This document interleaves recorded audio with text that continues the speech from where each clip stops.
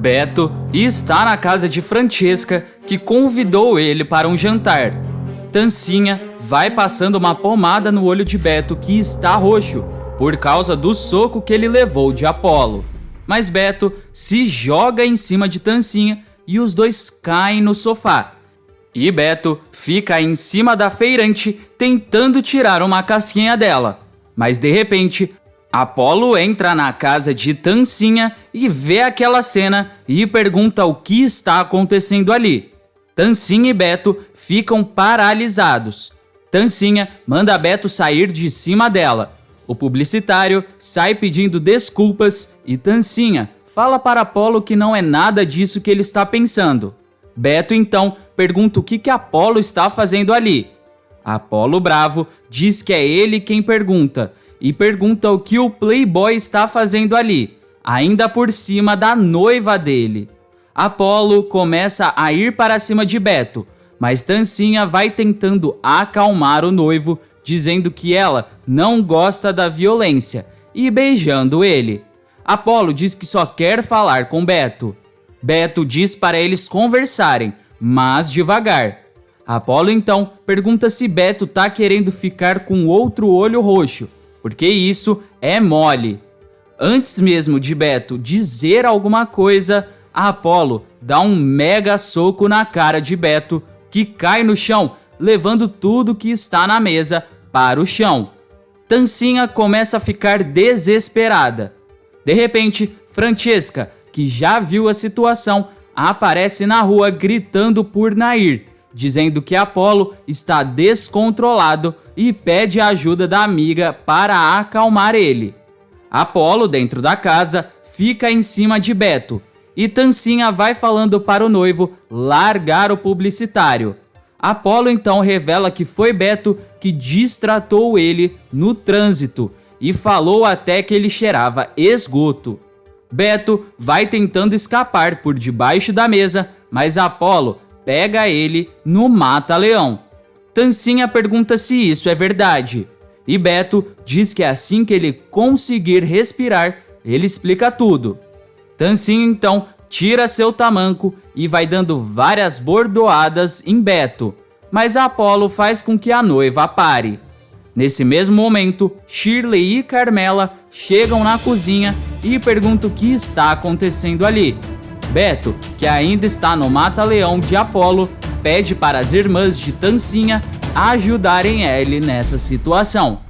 Carmela, que já estava interessada em Beto, prontamente fala para Apolo soltar a visita, mas Apolo manda ela não se meter nisso e diz que isso ainda não terminou.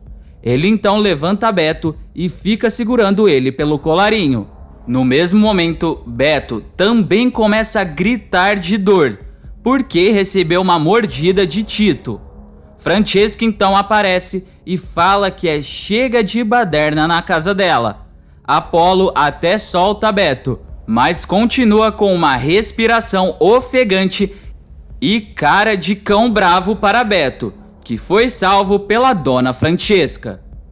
Antes de continuar contando o que vai acontecer na novela, se possível, clique no botão de gostei e se inscreva no canal.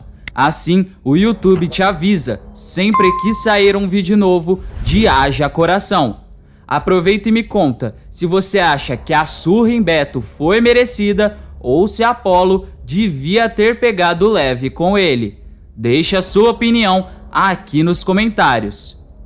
Em um café, Bruna vai contando para Giovanni que Teodora estava querendo processar Tancinha pela confusão da festa e que foi difícil, mas conseguiu convencer a ricaça de não fazer isso. Ela ainda diz que daqui a pouco os Abdalas vão começar a desconfiar que ela conhece Francesca e a família de Giovanni. Giovanni diz que Bruna é muito boa para ele e que ela sempre está querendo ajudar ele e a família dele. Bruna diz que faz isso porque ama ele, mas que eles têm que pensar em alguma coisa para falar para a polícia quando Camila acordar. Giovanni diz que quando ele tentou salvar Camila do assalto, ela parecia um anjo deitada nos braços dele. Bruna fica brava e diz que Camila é o demônio em pessoa. No hospital, Lucrécia e a Gilson ficam na frente da filha, ainda desacordada.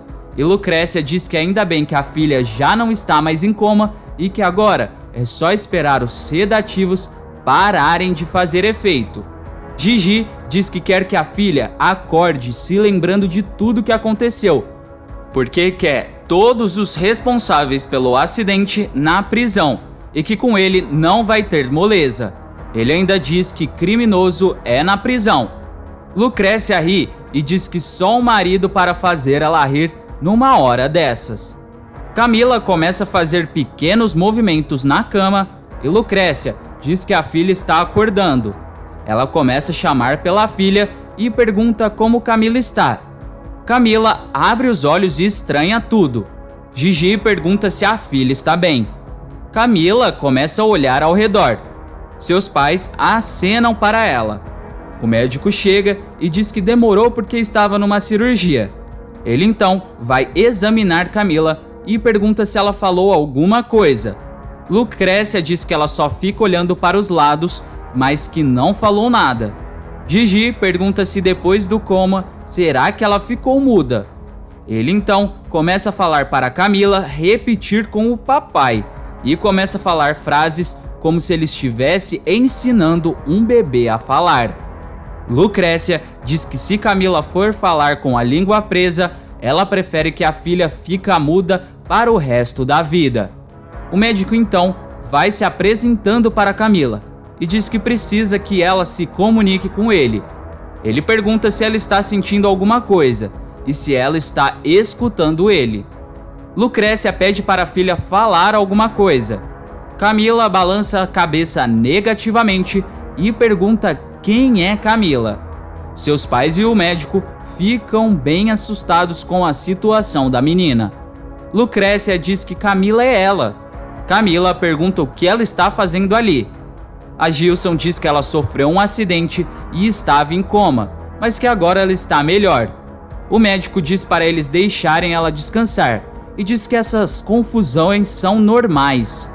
Lucrécia diz que não vai sair dali e que se for sair, só sai com a filha. Camila vai demonstrando que está um pouco confusa e com medo ao mesmo tempo e pergunta quem são todos eles. A Gilson, já ficando bem preocupado, diz que eles são pais dela.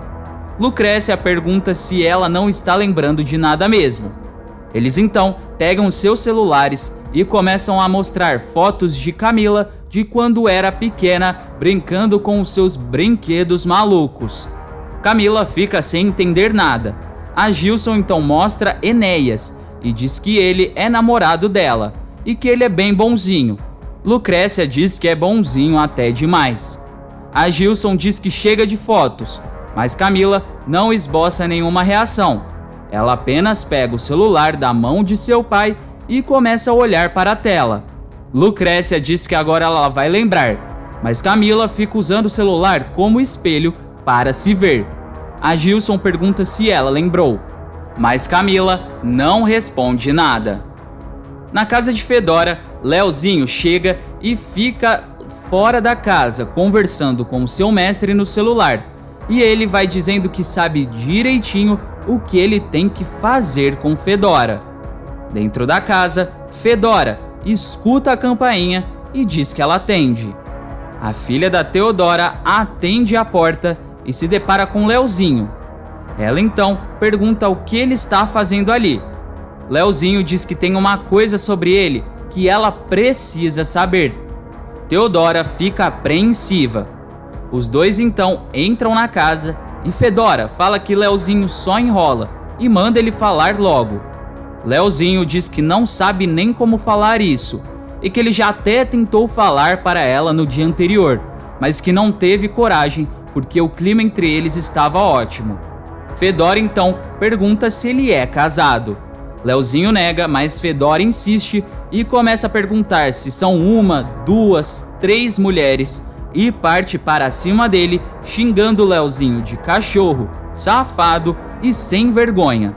Leozinho vai correndo pela sala, fugindo de Fedora, mas ela fica se perguntando como não desconfiou e diz que ele tem um harém de mulheres. Leozinho diz que não é nada disso e garante que não é casado. Fedora fica aliviada, mas Leozinho diz que ainda não. Ele então revela que está prometido para uma prima dele na Arábia Saudita. Fedora pergunta se é isso mesmo e fala que isso é tão 2012. Leozinho diz que são os costumes daquela região e o pai dele é muito tradicional. Fedora pergunta quem é essa prima e pergunta se é melhor que ela. Leozinho diz que não sabe porque nunca viu a cara dela. Fedora, brava, pergunta como Leozinho pode trocar um monumento como mulher chamado Fedora Abdala por uma mulher que ele nem sequer sabe o nome ou viu o rosto. Leozinho diz que não tem escolha e revela que se ele não se casar dentro de alguns dias, antes de fazer 30 anos, ele vai ser deserdado pelos seus pais. Fedora diz que ele não tem muita escolha.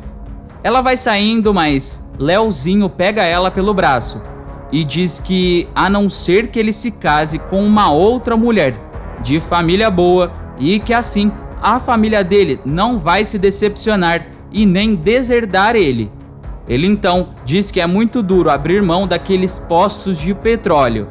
Fedora tampa a boca dele e diz que não é para ele abrir mão dos poços de petróleo e pergunta quem seria essa outra mulher muito bonita e de família rica.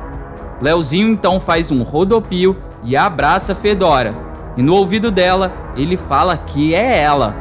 Ele confessa que eles mal se conhecem, mas que está completamente apaixonado por ela. Ele então pede Fedora em casamento. Antes de ir embora, não se esqueça de deixar aqui nos comentários a cidade e o estado de onde você assiste a novela Haja Coração. Até mais!